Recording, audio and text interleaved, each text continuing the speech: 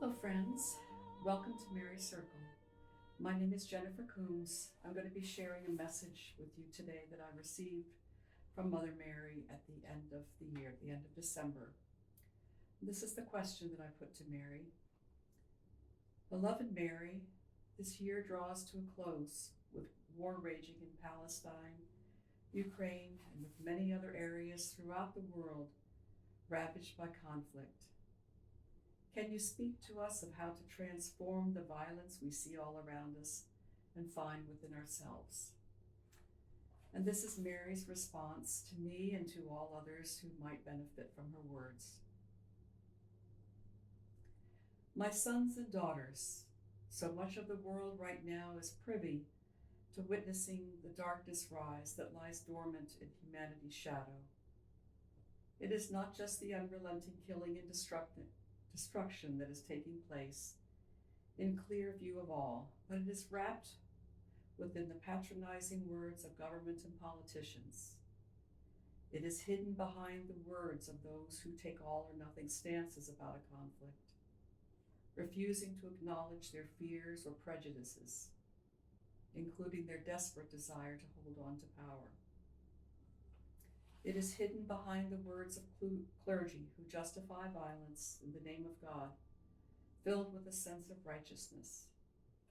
It is perpetuated by those who fear taking a stand out of concern that family or friends would turn away from them. The violence that seems incomprehensible and beyond belief will keep rising in this world until humanity addresses the violence that each carries a seed of in himself or herself. Until you recognize in yourselves the capacity for hate, for prejudice, and for violence, nothing will change in your world. Until you can behold the other as a sister or brother, as a mother or father, as a beloved child of God, you will always be burdened with a sense of separation.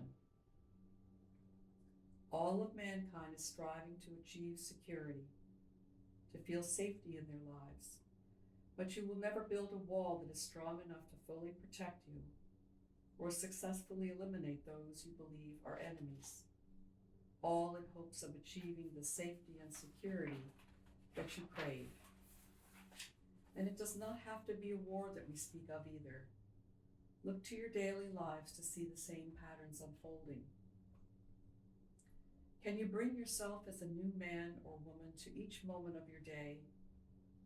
Can you bring a heart that is filled with the innocence of a child and a mind that is filled with the wisdom of a sage to each encounter in your daily lives? Ask for the help you need from Spirit to lay aside the conditioning that each of you carries and which prevents you from experiencing the true seeing of another. Ask for the help you will need to be present to the new vulnerability that will arise as you allow this conditioning to dissolve and fall away from you. That is how prejudice and hatred for another will begin to unravel. Laws can legislate outward actions, but they cannot touch the intolerance and hatred that is hidden in mankind's minds and hearts. There are many who would turn away from these words, but there are a growing number, especially among younger people, who long for a different world and whose minds and hearts are more open to a new perception of what is needed to bring about peace on earth. You have the capacity to invoke and manifest the presence of peace in each of your lives. Everyone with whom you come in contact, whether in person